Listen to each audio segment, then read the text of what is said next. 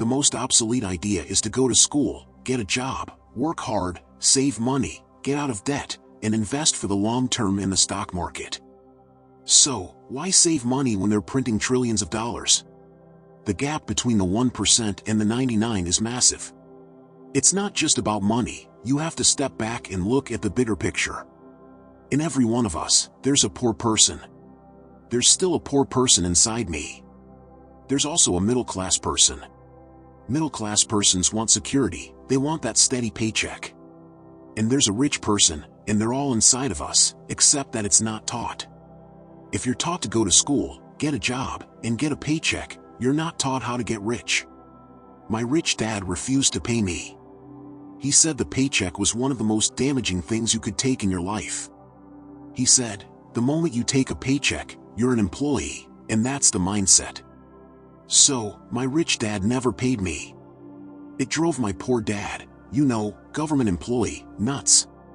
You've got to pay people, and rich dad was not saying that the paycheck was bad. He said he didn't want to be a slave to money. So, as an entrepreneur, if rich dad folded, I'd just start another company. I don't need a paycheck, I don't need anybody to take care of me. If my government doesn't like me, I move to another country because they need entrepreneurs. The entrepreneur is not so much the business. The entrepreneur is really the mindset and the skill sets and a different set of rules. You see, small business does not operate in the same roles as big business.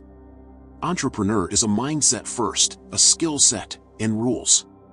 And depending upon whether you're an employee or small business, the rules are different, the mindsets are different, the skill sets are different. If I could say one thing to somebody who's never been an entrepreneur and they're thinking about making the leap of faith into becoming an entrepreneur, what could you tell them? Well, I'll just tell them the same thing that happened to me. My last paycheck, I still remember it clearly. It was one of the worst and the best days of my life. And I was in Puerto Rico, I wasn't. I was working for Xerox, and my boss gave me my last. It wasn't a paycheck, it was a bonus check. I think it was about $30,000 taxable.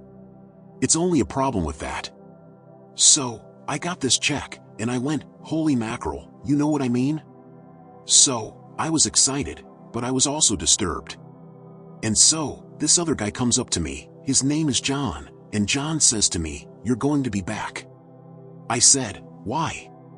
He says, because you're going to fail. I looked at him and said, look, a few expletive words, because that's what he did. He left Xerox, failed, and came back. And I said, look, you failed and you came back, but I'm going to fail and I'm never coming back. And that's the attitude. Do what I mean? If you say, well, if I fail, I'll go back to mommy and daddy, then that's what you'll do. So, if you fail, that's when I became an entrepreneur. Because I had no money for years, I didn't have a paycheck. But that's what my rich dad encouraged me to do. When you don't have this paycheck, you get hungrier, smarter, and it's a test of your character. Will you become a crook? Will you become dishonest? Will you cheat and steal, or will you become a better human being?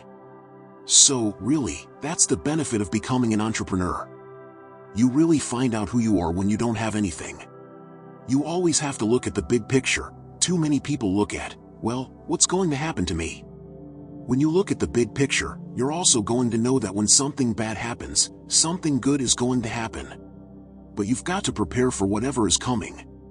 If you think the next 20 years will be like the last 20 years, you're going to get creamed.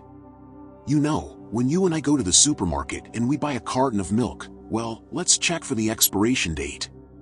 But most people do not check for the expiration date on their brains. Instead of getting out of debt, I get into debt. I just refinanced $300 million in debt. I went from 5% to 2.5% interest. I made a fortune. Every month, more money comes in because my cost of money has gone down. So, while some financial experts are saying, get out of debt, I'm saying, learn how to use debt. So, when I came back from SEV in Vietnam in January of '73, the first thing my rich dad said to me was, go to school to learn how to invest in real estate. It wasn't real estate.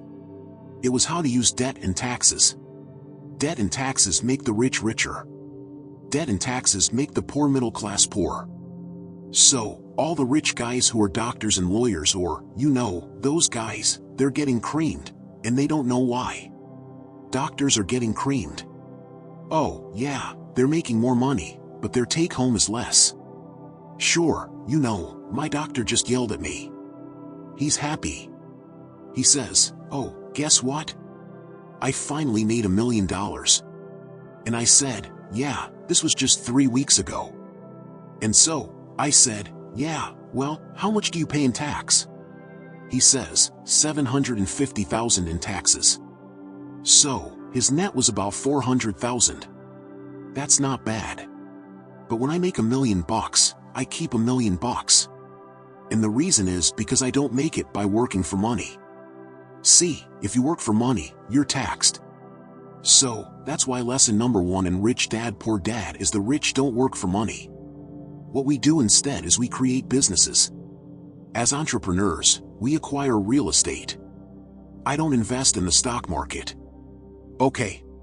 So, the reason is because as entrepreneurs, I have more control over my income, how much I make, and how much I pay in taxes.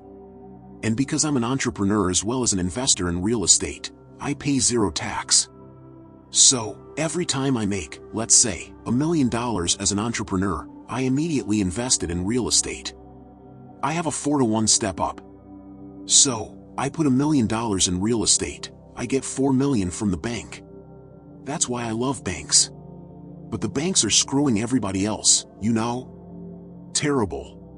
But it's good for me. That's why you said when you print, it's good for you, but when you print, it's bad for people that work for money.